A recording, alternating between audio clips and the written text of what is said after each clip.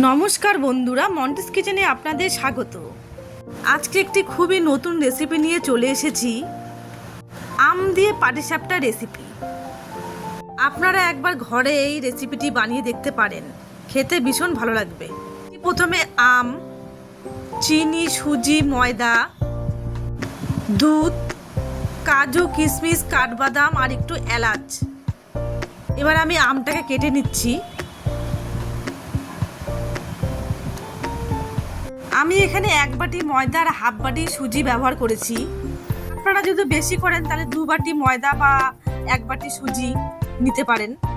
আর চিনি আপনারা পরিমাণ মতন নেবেন, ময়দার ভাগটা বেশি দেবেন, সুজির ভাগটা কম দেবেন। এবার একটি মিক্সিং জারে আমটাকে ভালো করে চামচের সাহায্যে বের করে নেব। এবার এটাকে পেস্ট করে নেব। পেস্ট হয়ে গেছে দেখুন। আমি এই পালটাকে পুড়ে ও ব্যাটারে 2 জায়গায় ব্যবহার করব।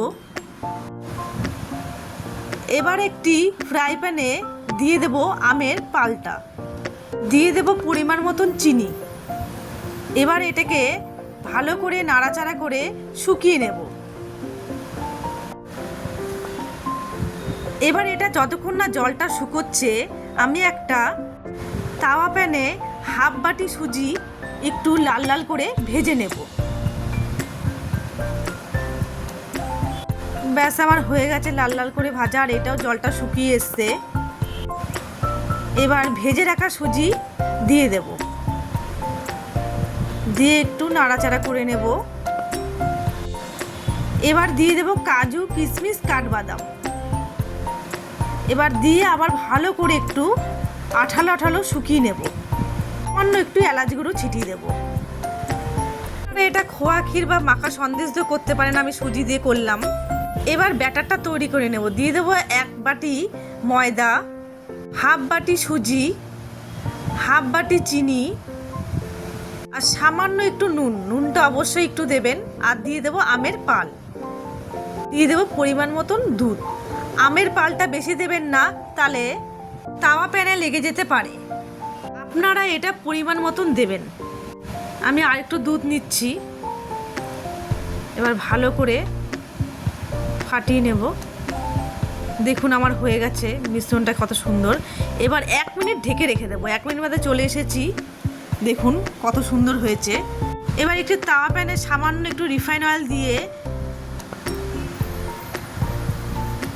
ব্যাটারটাকে দিয়ে দেব।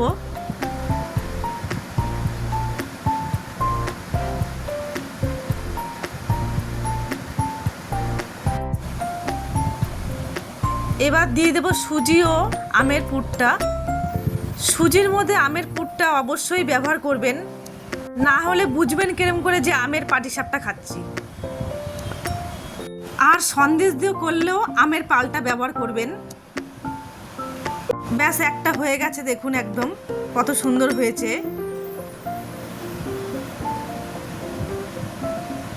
এবার উঠিয়ে নেব। আমি আরেকটা করে আপনাদের দেখাচ্ছি।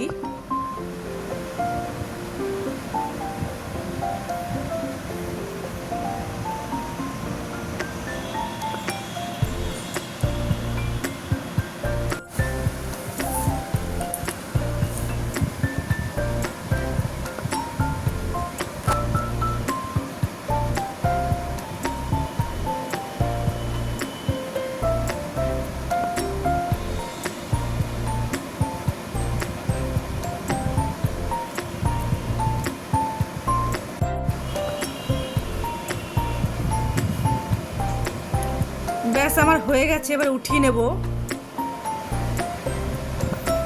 ব্যাস, সব কটা এরকম করে নেব একটা একটা করে। দেখুন সব কটা হয়ে গেছে, কত সুন্দর হয়েছে।